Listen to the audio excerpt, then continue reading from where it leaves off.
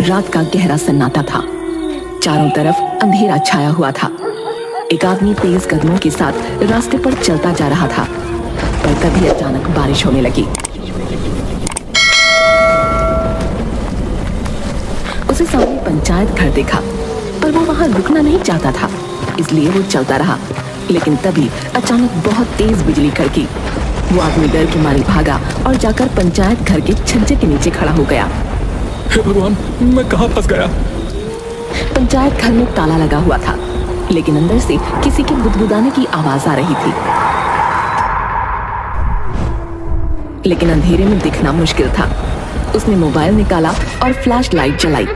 जैसे ही रोशनी हुई तो उसके सामने एक बहुत ही खतरनाक सी दिखने वाली चुड़ैल प्रकट हुई। मुझे कुछ मत करना, मैं तो बस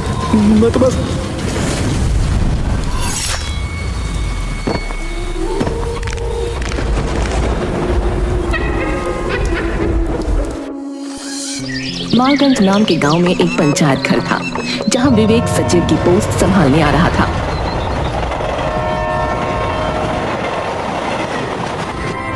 हे भगवान, क्या किस्मत है मेरी।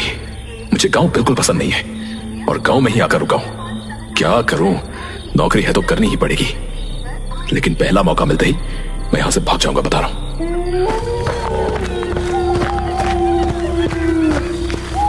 क्या रोड है ये? रोड में गड्ढे हैं या गड्ढों में रोड है, समझ ही नहीं आ रहा है।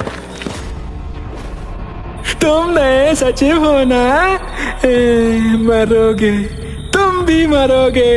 वो तुम्हें भी नहीं छोड़ेगी, वो किसी को नहीं छोड़ती है। क्या बक रहे हो? जाओ यहां से।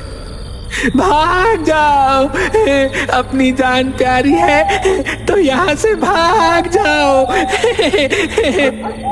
फिलहाल तू भाग जा यहां से, वरना मार मार के तेरा सिर फोड़ दूंगा, मैं बता रहा हूं। नहीं सुनेगा तो मरेगा, नहीं सुनेगा तो मरेगा। सब मरेंगे, सब मरेंगे। विवेक उस पागल आदमी से पीछा छुड़ाकर पंचायत घर पहुंचता है। अरे सर, आप आ गए? आइए आइए, मैं बहुत समय से आपका इंतजार कर रहा था। हाँ ठीक है, पंचायत घर का दरवाजा खोलो। जैसे ही दरवाजा खुलता है तो एक बहुत बुरी बदबू आती है। ये इतनी बुरी बदबू किस चीज की है? पता नहीं सर, मेरी तो नाक में बस गई है ये बदबू, तो मुझे पता ही नहीं चलता है। लेकिन मुझे तो यहाँ रहना है। एक काम करना कि बाजार से बहुत सारे एयर फ्रेशनर ले आना। और प्रधान जी का है? वो आजकल बीमार रहते हैं, इसीलिए पंचायत घर नहीं आ पाते। विवेक को शक हो रहा था कि अभिषेक झूठ बोल रहा है। फिलहाल वो नाक बंद करके पंचायत घर के अंदर गया। उसे लग रहा था कि शायद कोई चूहा मरा पड़ा हो या कोई जानवर, लेकिन उसे कुछ नहीं देखा।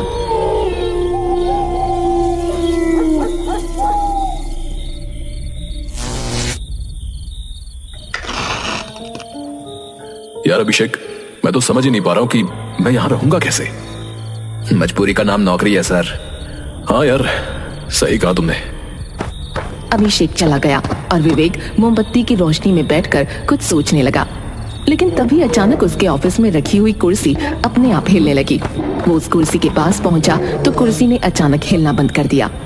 ये क्या था? अगर ये हवा से हिल रही थी तो अचानक एकदम कैसे रुक गई? उसे कुछ समझ नहीं आता और वो उसी कुर्सी पर बैठ जाता है। लेकिन कुर्सी पर बैठने के अगले ही पल अचानक उसका पूरा शरीर पैरालाइज हो जाता है और वो देखता है कि पूरे पंचायत घर में खून भर रहा है। फर्श, दीवारें, छत, सब कुछ खून से लाल हो चुका है। उसको हार्ट अटैक आने वाला था कि तभी अचानक उसका फोन बजा और वो ठीक हो गया। पंचायत घर भी पहले जैसा नॉर्मल था। हेलो, कौन? सचिव जी, मैं प्रधान बोल रहा हूँ। आप घर आ जाइए, आज आपका खाना यहाँ है। ठीक है, आता हूँ। विवेक तो कैसे भी करके बस वहां से निकलकर भागना चाहता था। वो फौरन प्रधान के घर पहुंचा। आइए सचिव जी। क्या बात है, बड़े बदहवास लग रहे हैं आप। अभी मेरे साथ वहां बहुत अजीब सी चीज हुई। अच्छा, तो आपके साथ भी वही सब होने लगा? क्या सब? इस पंचायत घर में कोई भी सचिव रुक नहीं पाता है। इससे पहले आए कई सचिव भी छोड़कर जा चुके हैं। लेकिन ये सब वहां हो क्या रहा है?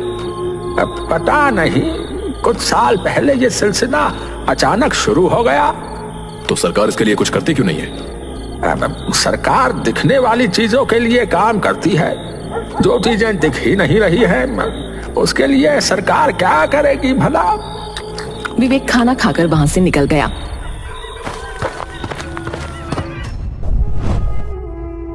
रास्ते में उसे अचानक बिल्ली के रोने की आवाज आई। उसने चारों तरफ घूम कर देखा, लेकिन कहीं कोई बिल्ली नहीं थी। तभी उसके कंधे पर किसी ने हाथ रखा और वो झिझक गया। अरे क्या हुआ सर? आप डर क्यों रहे? मैं हूं अभिषेक। नहीं, मैं वो बिल्ली के रोने की आवाज से थोड़ा घबरा गया था, पर मैंने तो किसी बिल्ली को रोते हुए नहीं सुना सर। फिलहाल आप मुझे यूं ही दिख गए तो मैंने सोचा आपसे मिल लूं। चलिए मैं चलता हूं। अच्छा ठीक है, ऐसे डराया मत करो यार। अभिषेक विवेक से आगे चला गया और एक गली में मुड़ गया। विवेक अभी 2 ही कदम चल पाया था कि फिर से उसके कंधे पर किसी ने हाथ रखा। उसने मुड़कर देखा तो वो हैरान रह गया, क्योंकि वहां फिर से अभिषेक खड़ा था। ये लीजिए सर, आपका मोबाइल। आप प्रधान जी के घर भुलाए थे। पर तुम तो अभी... हाँ, मैं उनके घर नहीं था, पर उन्होंने मुझे फोन करके बुलाया आपका मोबाइल देने के लिए। विवेक ने अभिषेक से कुछ नहीं कहा, वरना वो उसे पागल समझता। लेकिन अब उसे बहुत ज्यादा डर लग रहा था। वो भागता हुआ फौरन पंचायत घर पहुंचा। वो पंचायत घर का दरवाजा खोलने ही वाला था कि तभी उसे अंदर से किसी के बोलने की आवाज आई।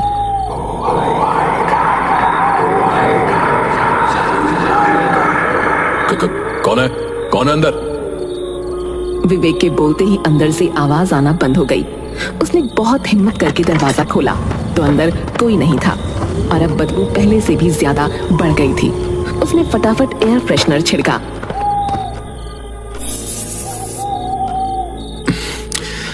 आखिर ये बदबू आ कहां से रही है? मुझे पता लगाना ही पड़ेगा। विवेक बदबू का स्रोत पता लगाने की कोशिश कर रहा था तो उसे एक कमरा दिखा जिसमें ताला लगा था।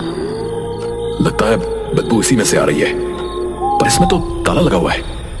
प्रधान जी को कॉल करनी पड़ेगी। विवेक प्रधान को कॉल करता है, लेकिन प्रधान साफ मना कर देता है कि वो दरवाजा नहीं खोला जा सकता। उसकी चाबी खो चुकी है। अब उसके पास कोई चारा नहीं बचा। उसे नींद भी आ रही थी, इसलिए वो लेटकर सो जाता है।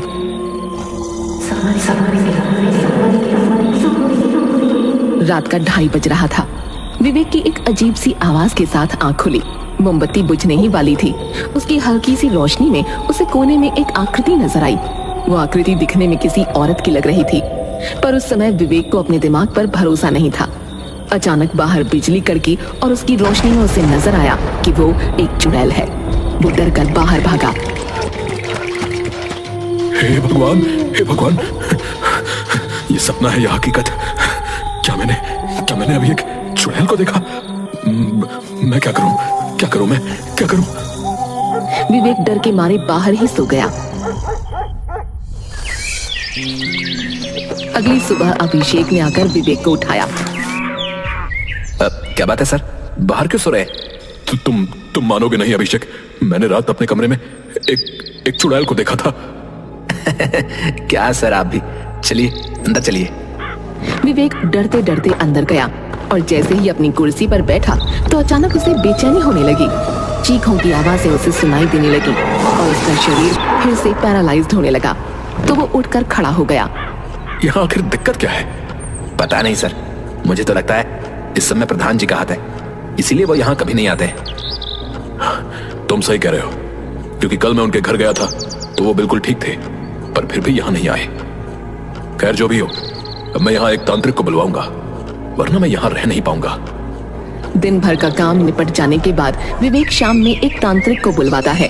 वो तांत्रिक उस चुड़ैल को अपने वश में करने की और उससे बात करने की कोशिश करता है। चुड़ैल, सामने आ। तो इस बाबा से बच नहीं पाएगी। मैंने तुझ जैसी हजारों चुड़ैलों का काम तमाम किया है। तांत्रिक उस चुड़ैल को वश में करने में कामयाब हो जाता है, पर वो चुड़ैल कुछ भी बताने को तैयार नहीं थी। बड़ी मुश्किल से उसने बताना शुरू किया। ये सब प्रधान की वजह से है। उसने 10 साल पहले अपने साले को सचिव बनाने के लिए नियुक्त हुए सचिव को मरवा दिया था और तब उस सचिव के भाई ने सचिव की कुर्सी पर टोना कराया था। मैं तब से यही हूँ। मेरा काम है किसी भी सचिव को इस कुर्सी पर ना बैठने देने का। ये टोना किसने कराया था? उसका नाम बता। नहीं, बता। नहीं। ये कुछ नहीं बताएगी। इसे कैद कर लीजिए या भस्म कर दीजिए। अरे यहाँ क्या हो रहा है?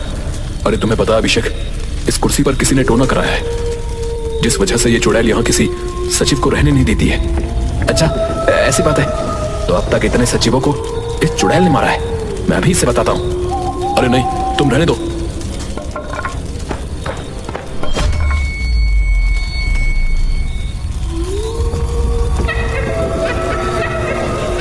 ये तुमने क्या किया?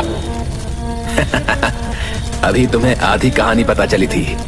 पूरी कहानी जान लो कि ये टोना मैंने कराया है। प्रधान ने मेरे भाई को मारा था। मैं इस कुर्सी पर कभी किसी को नहीं बैठने दूंगा।